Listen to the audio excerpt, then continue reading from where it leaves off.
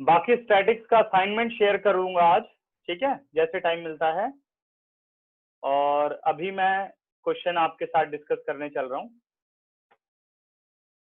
Missing frequency का।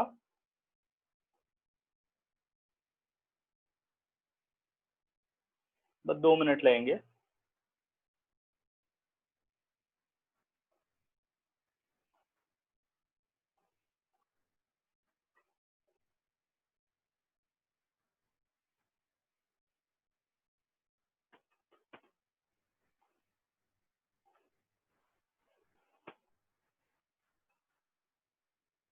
Sir हाँ जी बेटा बोलो। सर ये जो 48.6 का जो थर्ड क्वेश्चन है ना, बिलो 20 वाला, हाँ तो हाँ, सर उसमें थोड़ा सा ना थोड़ा डाउट आ रहा है। क्या मतलब दिक्कत कि आ रही है? सर उसको कैसे लेना है सर, मतलब कि कम्युलेटिव फ्रिक्वेंसी सर कैसे फाइंड करनी है और फ्रिक्वेंसी वगैरह। बिलो वाले में मैंने बताया था बेटा कि जो नीचे वाली वैल्यू है, ठीक है, जैसे ऊपर लिखा है 5, नीचे लिखा है 15, तो 5 पहली वैल्यू सेम रहती है। बाकी जितनी भी वैल्यूज आपको लिखनी है, ऊपर वाली वैल्यू नीचे वाली वैल्यू में से माइनस करके फ्रीक्वेंसी लिखते हैं। अगर आप स्क्रीनशॉट पर देखो ध्यान से, तो मैंने एरोज बना रखे हैं। सर हम्म सर इसमें जो दे रखी है number of policy holder, sir ये क्या है सर, फ्रिक्वेंसी की कम्युलेटिव फ्रिक्वेंसी है? अगर आपका जो डाटा है वो सीधे क्लास इंटरवल में लिखा है, नहीं तब सर तो वो इसमें नहीं लिखा। क्लास इसमें इंटरवल में नहीं लिखा ना, बिलो और मोर देन में लिखा गया है ना? किस में लिखा है? नहीं सर, जैसे कि जो वो दिया है तो बिलो 20 एंड बिलो 25 दे रखा है, और जो नंबर हाँ, ऑफ तो पॉलिसी दे। उसमें वो कॉम्युलेटिव फ्रीक्वेंसी है, ठीक है। उस केस में वो कॉम्युलेटिव फ्रीक्वेंसी है। तो सर इससे हमें फ्रीक्वेंसी निकालनी है ना? इससे हमें फ्रीक्वेंसी निकालनी है।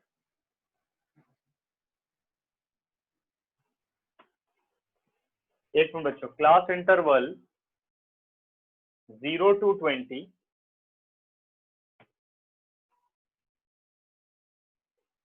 20 to 40, 40 to 60, 60 to 80, 80 to 100 और 100 to 120, सर ये कौन सा क्वेश्चन है? ठीक है। ये मैं अपनी तरफ से क्वेश्चन ले रहा हूँ। फ्रीक्वेंसी FI आपको दे रखी है 5, X, 10, Y, 7 और 8, ठीक है। और इनका जो टोटल सम दे रखा है, सम ऑफ ऑल फ्रीक्वेंसीज, वो 50 दे रखा है। मीन जो है बेटा वो 62.8 दे रखा है। कह रहा आपको जो ये फ्रीक्वेंसी है वो फाइंड आउट करनी है, मिसिंग फ्रीक्वेंसी, ठीक है। जो मिसिंग फ्रीक्वेंसीज हैं उन्हें आपको फाइंड आउट करना है। देखो अब मिसिंग फ्रीक्वेंसीज कैसे निकालेंगे। मीडियन वाला तो आपने कर लिया, मॉड वाला और मीडियन वाला कंसेप्ट सेम है। मीडियन क्लास कैसे निकालते हैं? जैसे मान लो ये मीडियन होता तो हम देखते कि भाई ये वाली वैल्यू किस क्लास इंटरवल में आ रही है, तो वो 60 से 80 में आ रही है।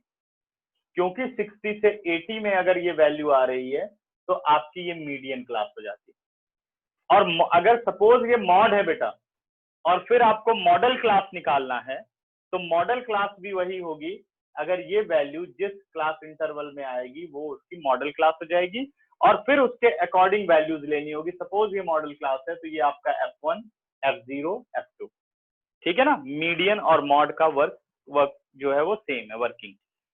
अब हम समझने चल रहे हैं मीन की वर्किंग, ठीक है। कि अगर आपको मीन गिवन हो, डबल फ्रीक्वेंसी आपको फाइंड आउट करनी हो, तो आप कैसे काम करेंगे, ठीक है। देखिए, सबसे पहली इक्वेशन बनानी बेटा हमें समेशन FI से।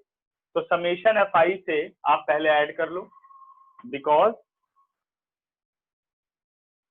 Summation FI is equal to 50। अब समेशन FI है कितना?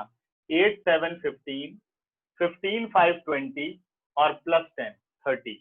This implies it is 30 plus x plus Y is equal to 50। एक बार और रिपीट कर देता हूँ। 8, 7, 15, 10, 25 plus 5, 30। 30 plus variable xy. This implies x plus y is equal to 50 minus 30. This implies x plus y 20. This is our first equation. Clear? अब दूसरा काम हमें use करना है बेटे, फ्रीक्वेंसी जो मीन दिया हुआ है अब उसका इस्तेमाल करना है। तो मीन में क्योंकि हमने एक ही मेथड पढ़ा है और एक ही मेथड अभी सिलेबस में है, कौन सा डायरेक्ट मेथड, तो उसकी हेल्प से पहले आप मीन कैलकुलेट करो। तो क्या निकालोगे, xi upper limit plus lower limit upon 2, 0 plus 20, 20 divided by 2 कितना आ गया 10, 20 प्लस 40 60 डिवाइडेड बाई 2 30, कितने का गैप है 30 और 10 का, 20 का। यहाँ से पता लगा सकते थे, सबकी क्लास साइज सेम है, तो बस ऐड करते जाओ। ये आ गया 50 70 90 110। ठीक है बच्चों, ये वैल्यू अपने पास आ गई। जब ये वैल्यू आ गई तो अब हमें क्या फाइंड आउट करना है, fi इंटू xi निकालना है। fi into xi, 10 into 5 50, 30 into x 30x, 50 into 10 500, 70 into y 70y, 9 7 63 630, 11 into 8 880, 11 into 8 880, मतलब 110 को मैंने मल्टीप्लाई कर दिया। अब हमें इन्हें ऐड करना है, फाइंड आउट करना है हमें समेशन fi xi। तो आपको ये x और y वाली वैल्यूज क्या हैं, वेरिएबल माननी, इन्हें एडिशन में नहीं लेना।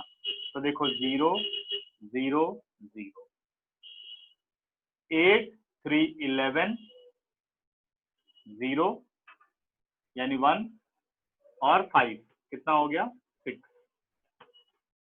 0 0 0, 8 और 3 11, 11 और 5 16, 8 और 1 9, 9 और 6 15, 15 5 20, इधर आ गया अपने पास 20, 2060 प्लस 30x प्लस 71, ये आपका fi xi आ गया, summation fi xi।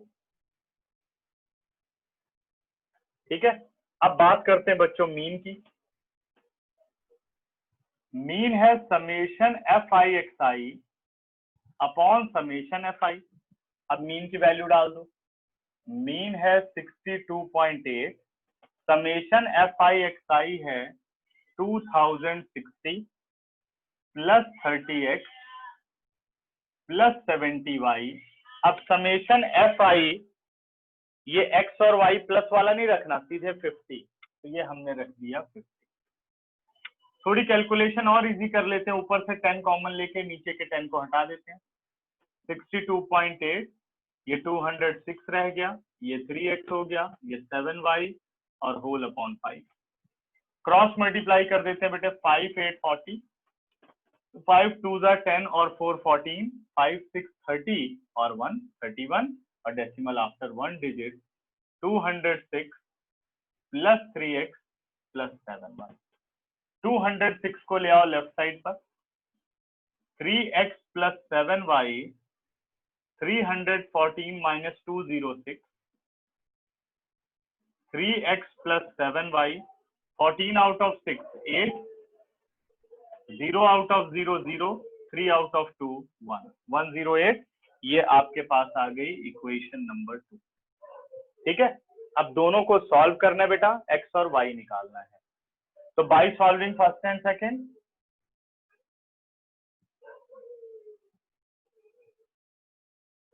First is multiply by 3 and second is multiply by 1। Direct multiply कर दे रहा हूं, तो ये आ गया अपने पास 3x प्लस 3y 60, और जब इसे मैंने 1 से मल्टीप्लाई किया तो 3x plus 7y is equal to 108, minus minus minus, value cancel out, 3y minus 7y it is minus 4y, और 108 अपने पास है, और 60 हमें उसमें से करना है माइनस, तो ये आ गया 8, 10 आउट ऑफ 6 कितना हो गया 4, माइनस 48। अब 4 से कट कर दो, y आ गया 48/4 तो y कितना निकल के आ गया, y इज इक्वल टू 12। अगर y 12 है तो x कितना है, 12 plus x is equal to 20। तो x आ गया अपने पास 20 minus 12, x is equal to 8। ये बेटे मीन के केस में जब आपको डबल मिसिंग फ्रीक्वेंसी निकालनी हो, सिंगल मिसिंग फ्रीक्वेंसी तो बुक में दे रखी है ना। देखो और फिर बताओ मुझे, समझ में आया सबको? 10 सेकंड दे रहा हूँ, ध्यान से एक एक लाइन पढ़ लो, कोई डाउट हो तो बताइए।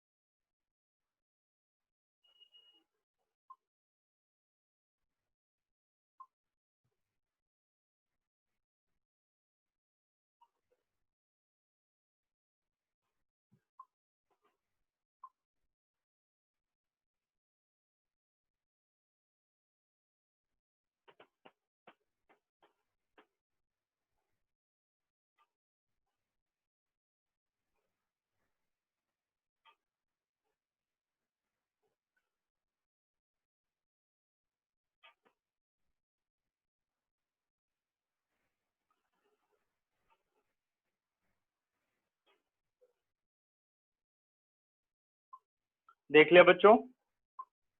पूछिए कोई डाउट हो तो।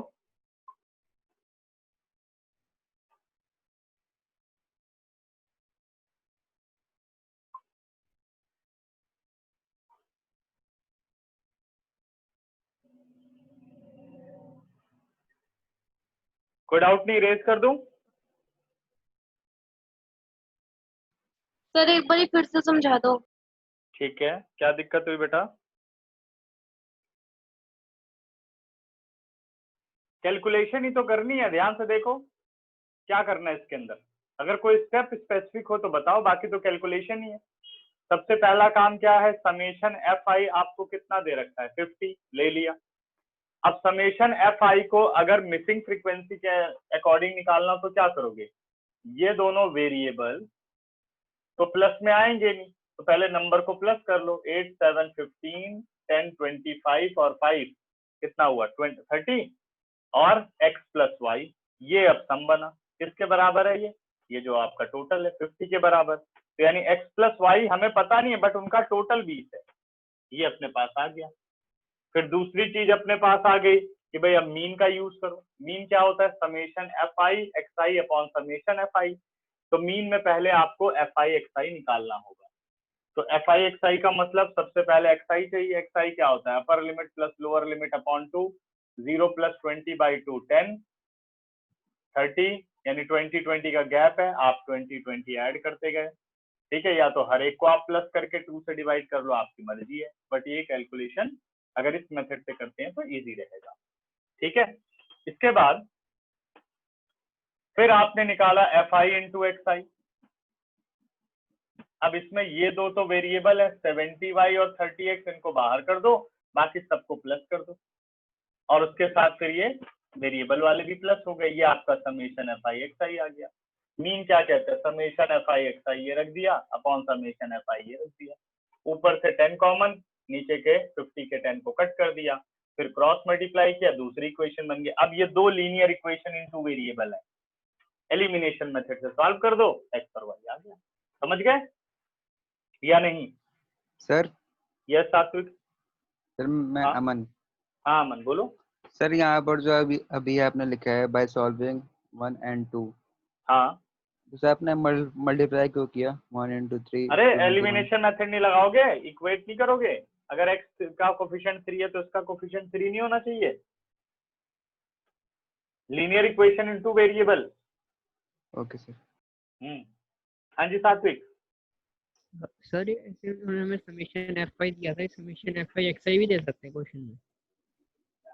किसमें, एक मिनट दोबारा बोलना। जैसे हमें समेशन एफ आई दे रखा है तो हमें समेशन एफ आई एक्स आई दे सकते हैं? वो नहीं देंगे बेटे, क्योंकि वो तो कैलकुलेशन करनी पड़ेगी, बस ये देंगे।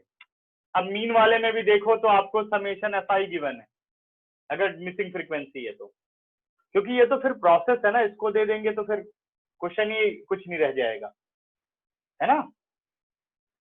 इसलिए कि भाई इसको लिख दिया तब तो कैलकुलेशन कुछ करनी ही नहीं है, फिर सीधे इसे करके सीधे पुट कर देना, तो ऐसे कम क्वेश्चन बन सकते हैं। ठीक है, बाकी तो देने में क्या है, इसको वैल्यू लिख दे और ये हम फिर इसे नीचे रख देंगे और सॉल्व कर देंगे। फिर ये नहीं देगा, एक ना एक चीज तो उसको हटानी पड़ेगी। ठीक है, अब आओ कुछ इंपॉर्टेंट क्वेश्चन, मैं क्वेश्चन बोल रहा हूं, तुम लोग लिखना शुरू करो। हाई उसके एप्लीकेशन ऑफ ट्रिगो के, बहुत इंपॉर्टेंट क्वेश्चन है और ये अभी पेपर में चांस हो सकते हैं, अगर पेपर थोड़ा डिफिकल्ट करने की कोशिश करेंगे तो। इरेज कर दो बच्चों, स्क्रीनशॉट ले लो।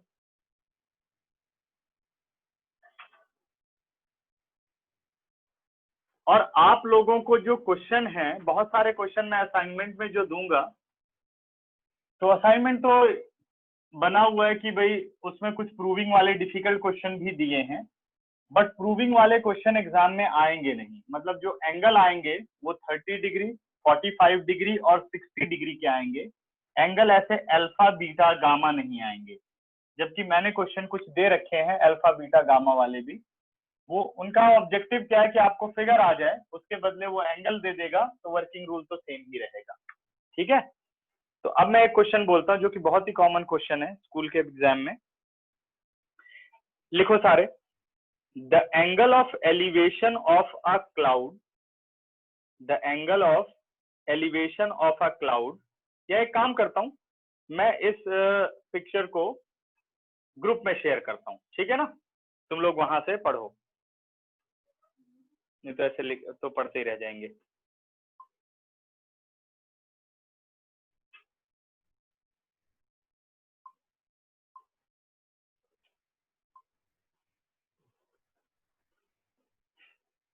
देखो एक मिनट बच्चों,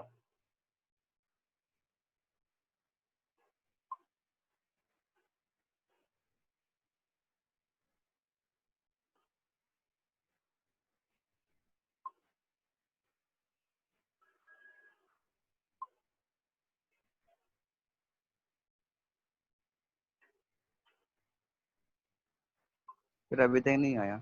हाँ आ जाएगा आ जाएगा।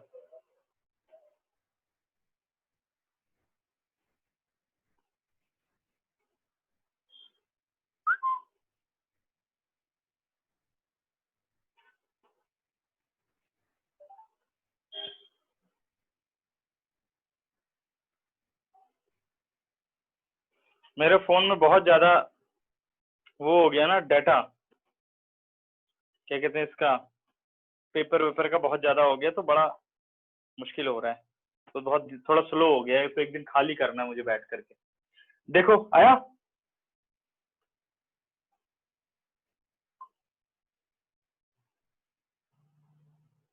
यस सर आ गया। ठीक है ना। ये सर आ चलिए अब गया। यहीं से शुरू करते हैं। अब सभी आ जाओ। क्वेश्चन कह रहा है बेटा, यार क्या हो रहा है आज मेरे फोन में,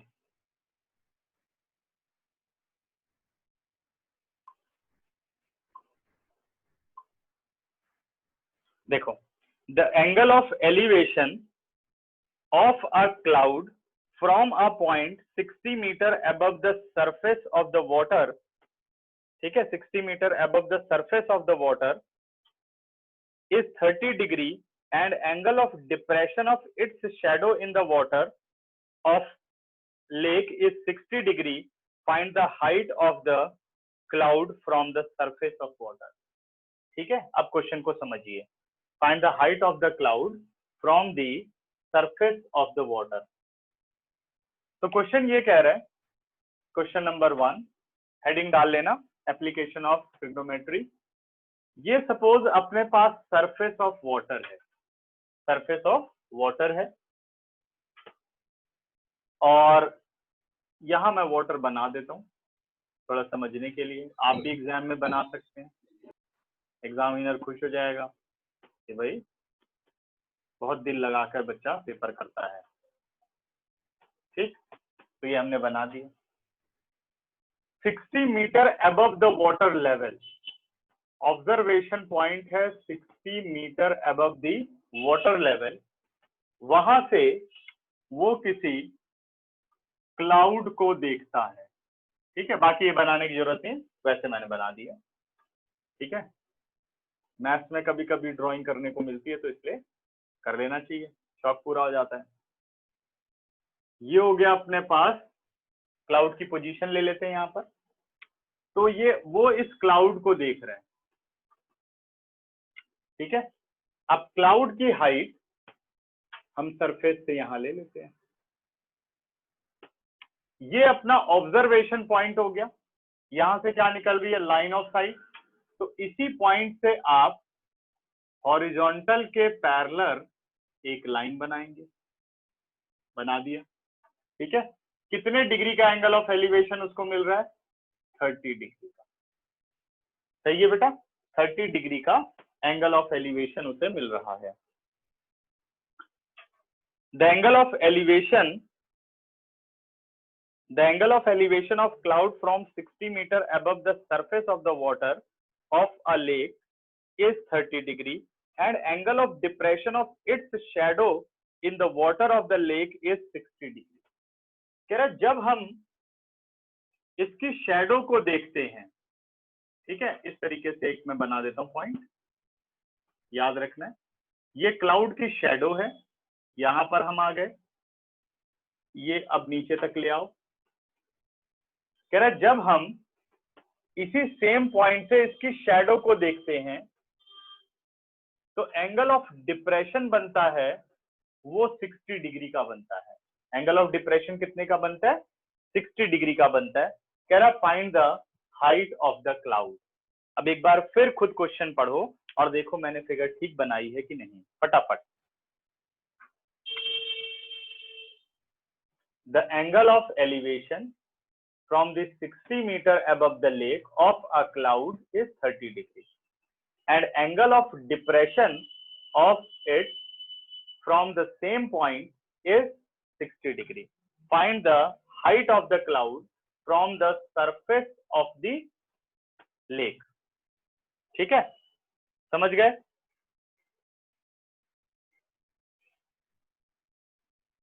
अच्छा, एक मिनट हिमांशु, तो ग्रुप में नहीं है, रुक जा।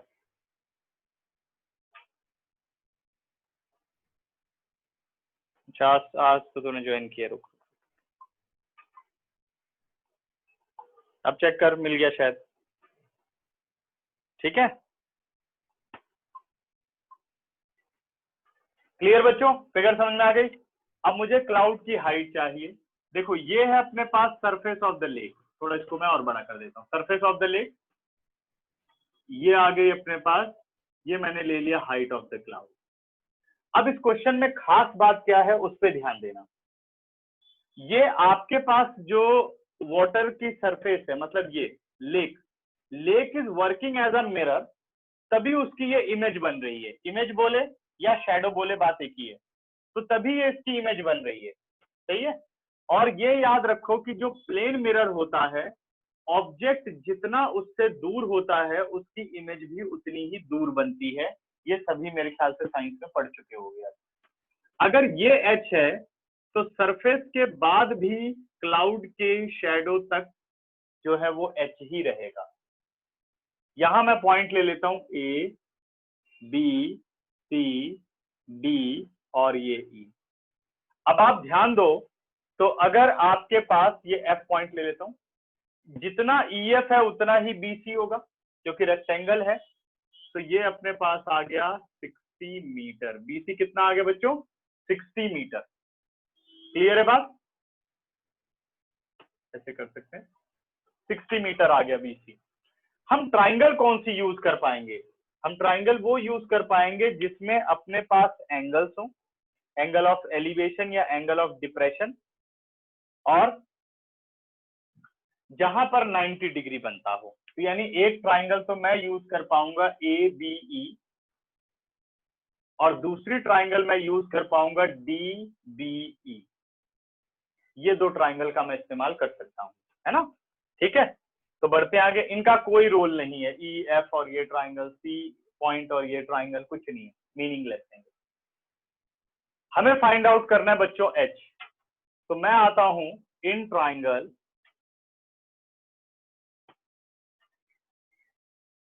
B.Ed, in triangle BED, BED में अपने पास आ गया BD upon BE, BD upon BE. तो थीटा के सामने परपेंडिकुलर, 90 के सामने हाइपोटेन्यूज, तो बी क्या हो गया बेस, यानी perpendicular upon base it is 1060 degree. This implies what is the value of BD in terms of H. तो बीडी को क्या लिख सकते हो, बीसी प्लस सीडी और whole upon BE. 1060 degree is √3. Now this implies BC is what? BC is 60, CD is H और BE को as it is रहने देते हैं, इट इज √3। अब आप BE की वैल्यू निकाल लो, क्योंकि BE अपनी ट्राइंगल ABE में भी इस्तेमाल होने वाली है, ठीक है। तो अपने पास आ गया this implies 60 plus H upon √3 is equal to BE, result 1। फिर आइए बेटा इन ट्राइंगल ABE, किसमें आ गए, सर इसको रैशनलाइज नहीं करना चाहिए? अभी मत करो, क्योंकि अभी कोई फाइनल आंसर हमने बेटा देना नहीं है, क्या पता वैसे ही सॉल्व हो जाए। अगर फाइनल आंसर होता ही है तब जरूर रैशनलाइज करो, ठीक है। तो ABE में आ गए, ABE में अपने पास आ गया AB upon BE, AB perpendicular, BE base, कितना बन गया 1030 डिग्री। दिस इंप्लाइज AB को क्या लिख सकते हैं बेटा, क्या AC माइनस BC नहीं लिख सकते, AC माइनस BC। क्यों हम ऐसा करते हैं, क्योंकि हमें अपने फाइंडिंग वेरिएबल तक पहुंचना होता है। अब AB तो कुछ नहीं है, तो AB को कैसे फाइंड आउट कर लिया, AC माइनस BC, जो कि H की फॉर्म में आ जाए, अपॉन BE और 1030 डिग्री हो गया 1/√3, करेक्ट। AC की वैल्यू हो गई अपने पास स्मॉल h, BC हो गया 60 और upon BE is equal to 1/√3। This implies H minus 60 is equal to 1/√3 into BE। अब BE की वैल्यू इक्वेशन 1 से, H minus 60 1/√3, 60 plus H upon √3, this relation is from, ये देखो ये फायदा हुआ, समझ गया Abhinav. H minus 60 it is 60 plus H, √3 into √3 कितना हो गया 3, करिए cross multiply, it is 3H minus 180, 60 plus H, 3H minus H, 60 plus 180, और ये अपने पास आ गया 2H और 60 प्लस 180 हो गया 240। This implies H is equal to 240/2, this implies H is equal to 120 metre. H कितना आ रहा है 120 मीटर, ठीक है। देखिए जरा इसका कोई आंसर वगैरह है,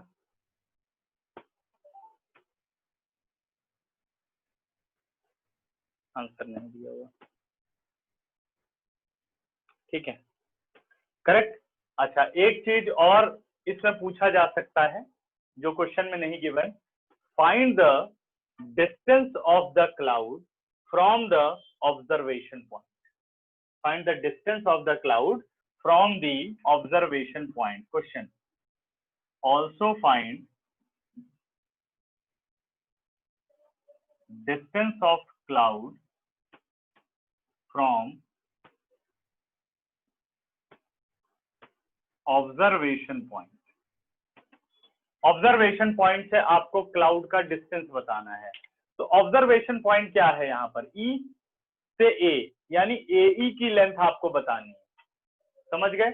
तो इसको मैं नाम दे देता हूं Y, कि हमने क्या निकालना है Y। तो same triangle, in triangle ABE, अगर मैं कर दूं बेटे AB अपॉन AE, क्या AB आप निकाल पाएंगे? अगर ये 120 है H तो AB कितना हो गया? 60 माइनस कर दो तो AB कितना आ गया? 60। ठीक है, AB अपॉन AE यानी perpendicular upon hypotenuse, it is sin 30 degree. Value of AB is 60, AE हमें फाइंड आउट करना है, sin 30 होता है 1/2, क्रॉस मल्टीप्लाई किया, this implies AE is equal to 120 metre. ये भी आपसे पूछा जा सकता है। ठीक है, क्लियर हुआ? देखो फटाफट इसमें देखो कोई डाउट हो तो, और ये बोर्ड में आया हुआ क्वेश्चन है। अगर सर डीई पूछा जाए तो? क्या चीज पूछी जाए बेटा? डीई, तब भी कोई बात नहीं है। हाँ, तो ऐसे कर ले, ये हो गया 60 और ये कितना निकला है 120, ये पूरा कितना हो गया 180। तो आपने सीधे कर देना है BD अपॉन DE। अभी भी हो गया परपेंडिकुलर अपॉन हाइपोटेन्यूज sin 60। आपका BD कितना निकला 180, 180 upon DE is equal to √3/2, cross multiply and answer. Okay, और बताओ।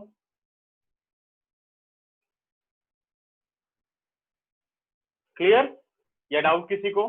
स्क्रीनशॉट लो इसका।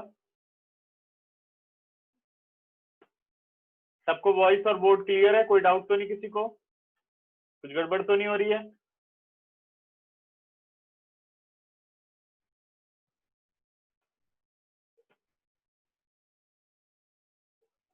ठीक है, इरेज कर रहा हूं बच्चों।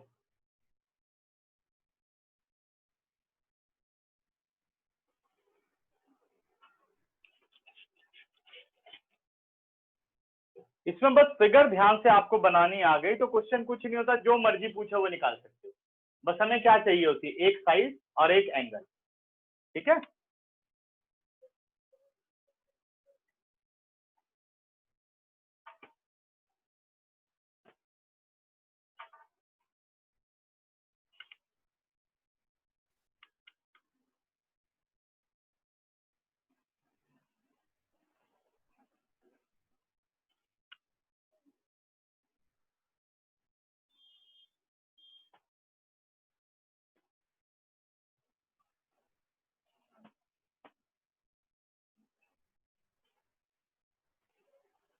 सर हाँ जी सर एक और डाउट है चैप्टर 1 से।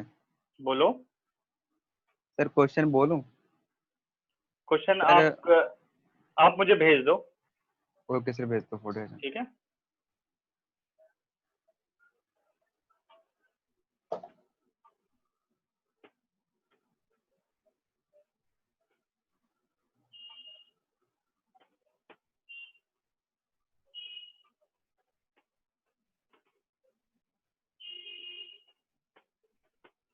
देखो एक क्वेश्चन और है, नेक्स्ट वाला देखो, पढ़ रहा हूं। क्वेश्चन कह रहा है बेटा, 2 points A and B are on the same side of a tower and in the same straight line with the base of the angle of depression of these points from the top of the tower are 60 degree and 45 degree respectively। ठीक है, A का 60 और B का 45 degree बनता है। ठीक है, the height of the tower is 15 meter, then find the distance between these points। देखो ऐसे बहुत सारे क्वेश्चन आपने NCERT में करे हैं, लेकिन ये उसका उल्टा है, बस फिगर सेम रहेगी। नेक्स्ट आपको सेकंड क्वेश्चन कहता है कि आपके पास कोई भी एक टावर है जिसकी हाइट 15 मीटर है। उस टावर के एक तरफ यानी सेम साइड और सेम स्ट्रेट लाइन पर 2 पॉइंट है, एक पॉइंट A है और दूसरा पॉइंट B है। Angle of depression for A is 60 degree और angle of depression for B is 45 degree. ये अपना 45 यानी जो एंगल छोटा होगा वो दूर जाएगा, और ये अपना एंगल है 60 डिग्री। कह रहा what is the distance between these 2 points, यानी ये x निकालना है। और ज्यादातर हमने क्वेश्चन कौन से किए हैं, डिस्टेंस बिटवीन 2 पॉइंट गिवन है और हमें हाइट निकालना है। वर्किंग रूल सेम, बस वैल्यूज इंटरचेंज हो गई हैं। अब आपने सिंप्लीफाई कर देना है, ठीक है। ए बी सी और ये पॉइंट आ गया डी, ये 45 तो ये भी 45 डिग्री, और ये अपने पास आ गया 60 डिग्री। इसके लिए सभी को मैं सिर्फ 5 मिनट देता हूँ और ये क्वेश्चन आंसर करके फटाफट आंसर भेजो मुझे मैसेज बॉक्स में प्राइवेटली। सर क्वेश्चन दोबारा बता दो क्या है। क्वेश्चन लिखा हुआ है तेरे पास, बुक भेज दिए ना स्क्रीनशॉट। सर कौन सा क्वेश्चन है इसमें से? Question number 25। 25 क्वेश्चन है। हाँ,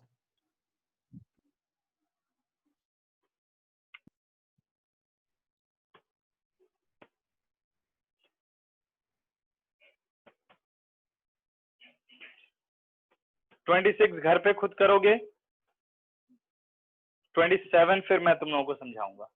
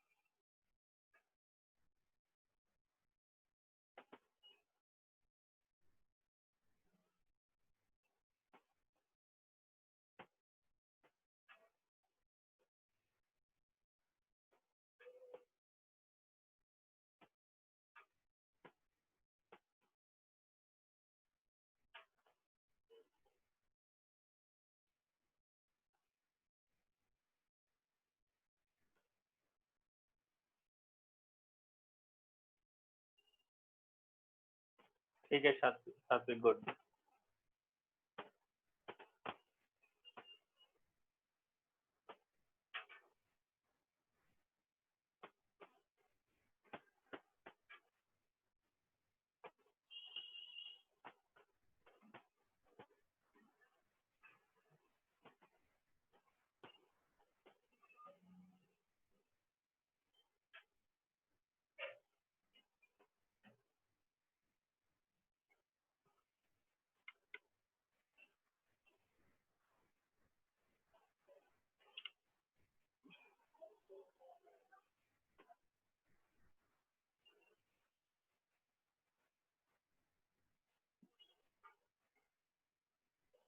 अच्छा, एक क्वेश्चन और तुम लोग अभी देख लो फटाफट, फिर इसको करना रुक जाओगे। ये क्वेश्चन मैं कंप्लीट कर दूं, बहुत इंपॉर्टेंट क्वेश्चन है ये भी।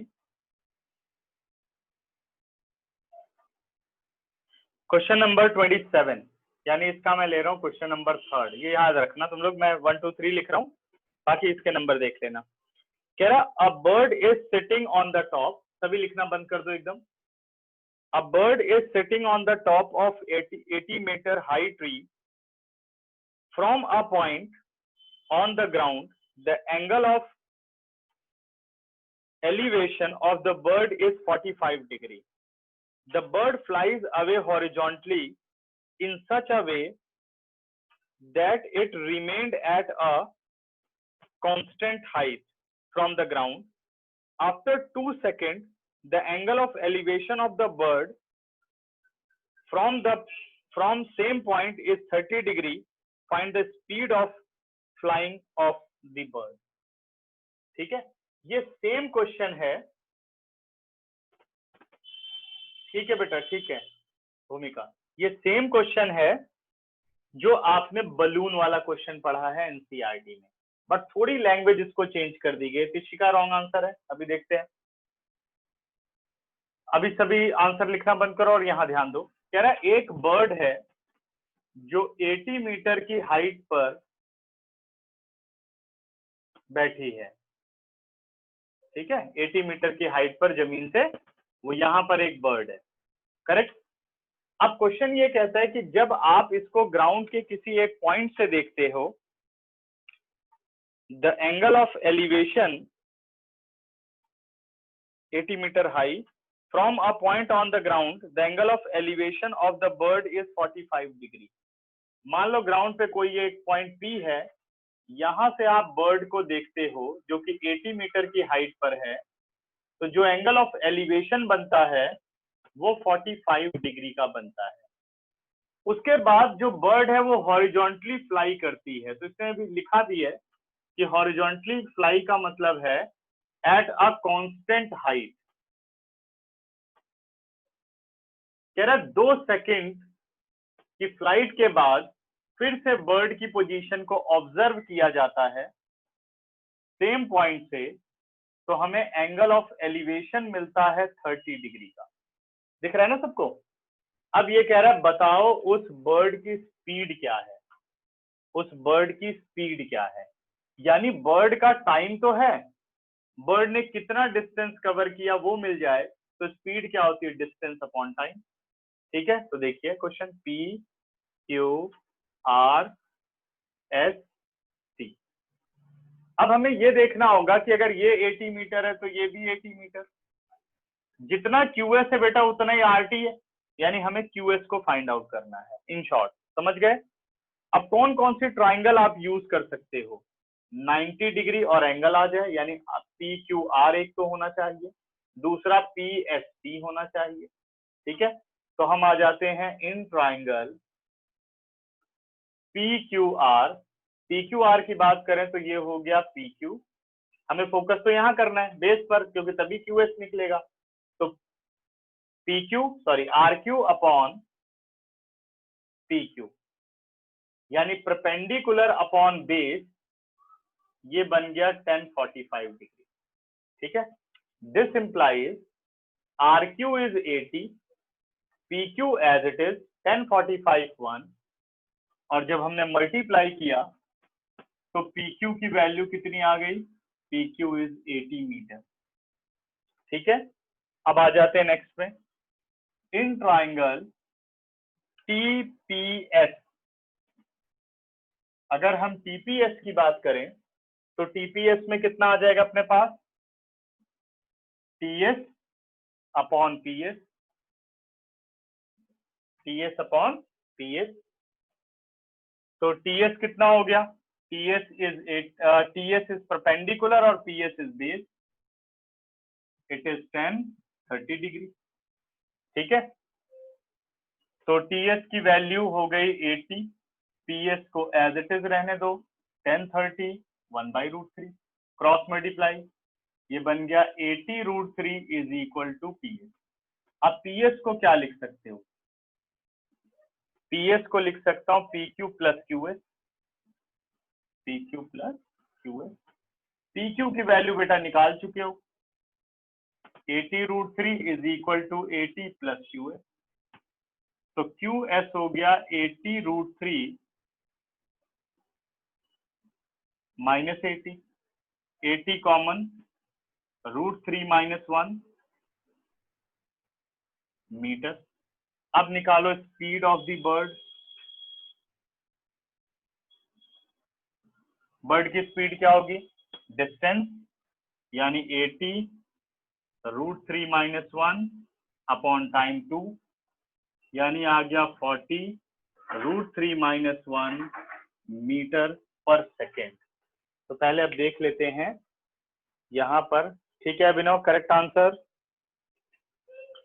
हमें यहाँ पर शायद √3 की वैल्यू गिवन है, हाँ √3 की वैल्यू 1.732, तो वैल्यू डाल दो 1.732, 40 सर नहीं गिवन है। 1.7। हाँ बेटा गिवन है सर, गिवन है। गिवन है ना? गिवन है। तो कितना आ गया? 40 इंटू 0.732, 4 से मल्टीप्लाई करो, 4 2 8, 4 3 12, 4 7 28 और 129, एक 0 डेसिमल आफ्टर 3 डिजिट, तो ये आ गया 29.28 मीटर पर सेकेंड। सेम क्वेश्चन आ जाता है बच्चों, ठीक है, सेम क्वेश्चन इसका आता है। वो आता है कि एक जेट प्लेन है, जेट प्लेन हॉरिजॉन्टली फ्लाई कर रहा है, सबसे पहले उसके एंगल को देखा गया तो जो भी दे 60 degree. After flight of 15 second the angle is changes to 30 degree और plane is fly at a constant height. What is the speed of the plane, तो वो निकाल लेना है। इसमें ऐसे भी आता है also find speed in kilometre per hour. तो क्या करोगे आप, 29.28 डिवाइडेड बाई 1000 और सेकंड किससे डिवाइड होगा, 1/3600 आता है ना सबको। फिर सिंप्लीफाई करके किलोमीटर पर आवर में आप इसका आंसर निकाल सकते हैं। ठीक है, अब देखो इसमें कोई डाउट हो तो बताओ मुझे, नहीं तो सर स्क्रीनशॉट लो। यस सर, मैंने वो क्वेश्चन करके भेज दिया सर, ठीक है उसका आंसर? क्वेश्चन करके तूने भेज दिया, क्वेश्चन भेज दिया या आंसर करके भेज दिया? आंसर करके। आंसर करके भेज दिया, अच्छा।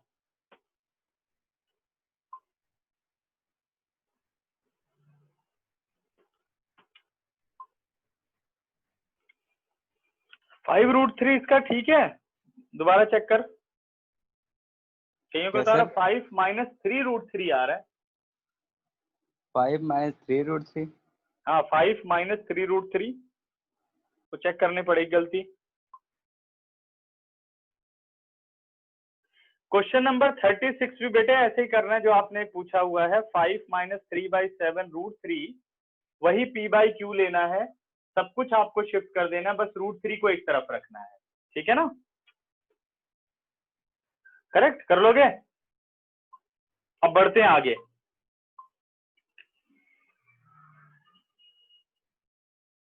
अच्छा ये बताओ, मैंने जो ये फिगर बनाई थी क्वेश्चन नंबर 2 की, कितनों का ये क्वेश्चन हो गया? हैंड रेज करो फटाफट। सर कौन सा? यही वाला क्वेश्चन। सर हो गया। गलत किया लेकिन तूने।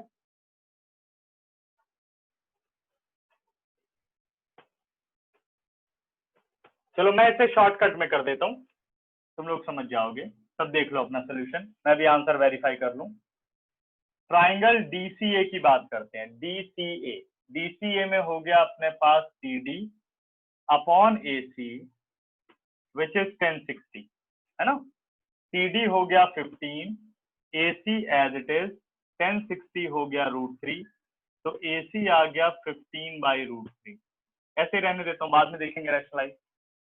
फिर ट्राइंगल DCB में आते हैं, तो फिर ले लेते हैं DC upon CB is equal to 1045। 1045 कितना हो गया, 1।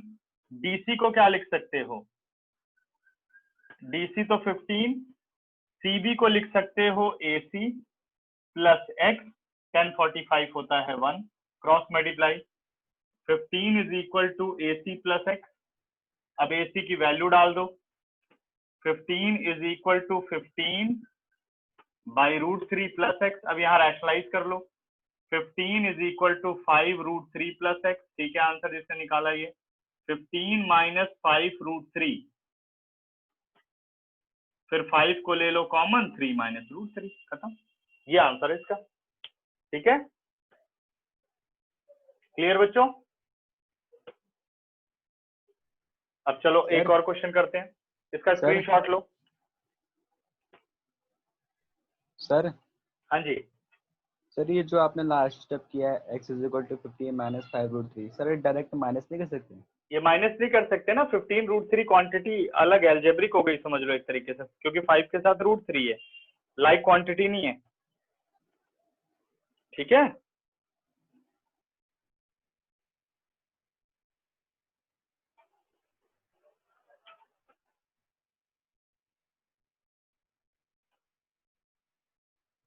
देखो जो ये इसकी फिगर है, सेम क्वेश्चन बेटा, क्वेश्चन नंबर, अब मैं 28 पढ़ने चल रहा हूं, तुम लोग भी ध्यान से देखो।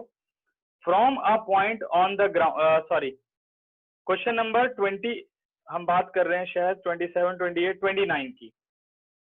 As observe from the top of lighthouse which is 100 metre high above a sea level, the angle of depression of ship sailing directly towards it changes from 30 degree to 60 degree. Find the distance traveled by the ship during the period of observation. Distance traveled by the ship during the period of observation. ये वाला question करके दिखाओ सारे फटाफट। 29th। दिशा ये question करो, फिर देखते हैं छुट्टी। जल्दी करो।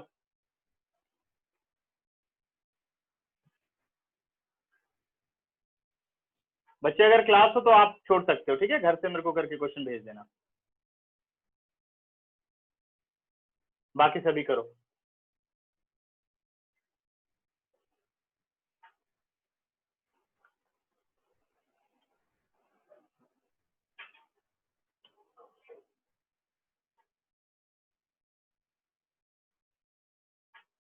तुषार आंसर निकल रहे हैं या नहीं? नहीं सर, क्यों ट्राई भाई? कर रहा हूँ हाँ, सर, कर रहा हूँ ट्राई। नहीं पिछले वाले कर रहा पढ़ाई की नहीं? बहुत छुपा छुपा रहता है, क्या बात है, पता नहीं चलता कहाँ है। कोई हैंड रेज नहीं, कुछ नहीं, क्या दिक्कत? कर तो रहा है ना मैथ की प्रैक्टिस या नहीं? सर थोड़ी बहुत। थोड़ी बहुत क्यों भाई, ऐसी क्या बात है? सर अभी स्कूल में टेस्ट चल रहे हैं थोड़े। अच्छा, करता रहा कर प्रैक्टिस। Okay sir.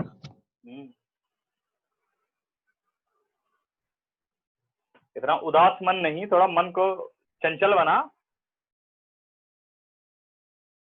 भाई मेरे को कुछ करना है, धड़ाधड़ पढ़ते जाना है।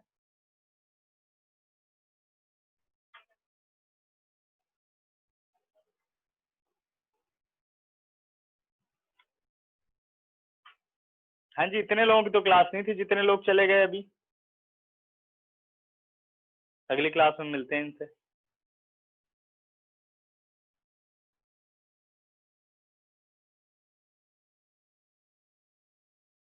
अच्छा, नेटवर्क की प्रॉब्लम आ रही है, ओके। मेरी तरफ से नेटवर्क प्रॉब्लम आ रही है क्या बेटा? किसी को आ रहा हो अनस्टेबल करके?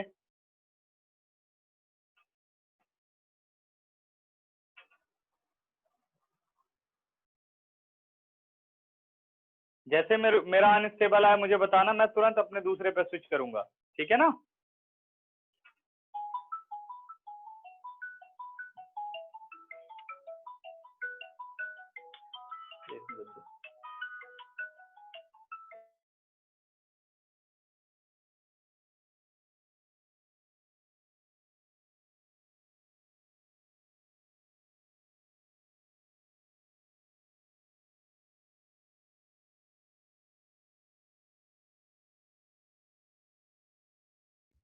सर मेरा आंसर दिया मैंने, भेजा आपको। भेज दिया तूने? अच्छा, yes sir.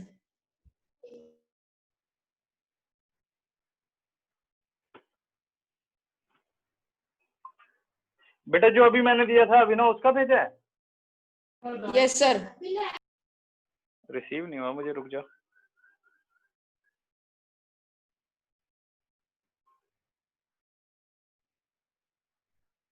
Sir zoom meeting भेजा सर। अच्छा, मीटिंग पे भेजा है, ओके। अच्छा तूने आंसर भेजा है, ओके। 115 73।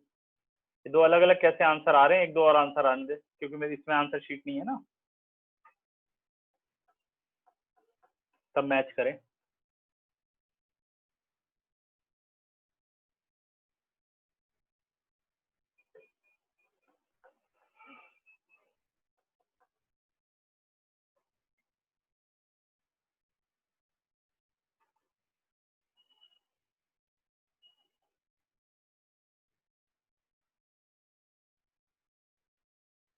पांच पांच क्वेश्चन के ऑब्जेक्टिव सीरीज शुरू कर लें क्या? एग्जाम चलते रहे, थोड़ा बहुत आधे घंटे पढ़ लिया करो तुम लोग।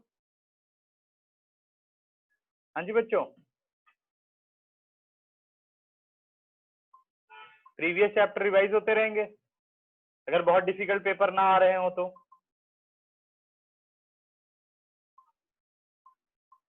मैं ये कह रहा हूँ कि रात को जो क्लास के बाद क्या, जैसे रात को 10 बजे या 10:30 बजे हम लोग ऑब्जेक्टिव सीरीज शुरू कर लें। यस सर, पढ़ सकते हैं। हाँ अभिनव का, हाँ ठीक है, अभिनव योर आंसर इज करेक्ट। सात्विक तुम्हारा भी आंसर ठीक है, और नहीं भूमिका आंसर गलत है। आंसर है 115.46। ठीक है, तो इसको कंप्लीट कर लेना सभी ध्यान से, फिर डिस्कस करेंगे,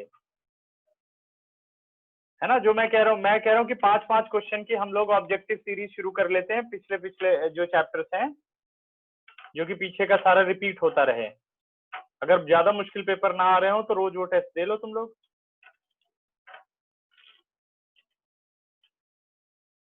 बताना मुझे, ठीक है, फिर शुरू करेंगे।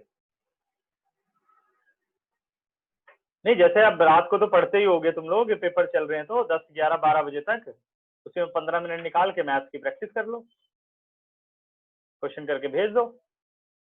ठीक है, 5 ही क्वेश्चन तो रहेंगे।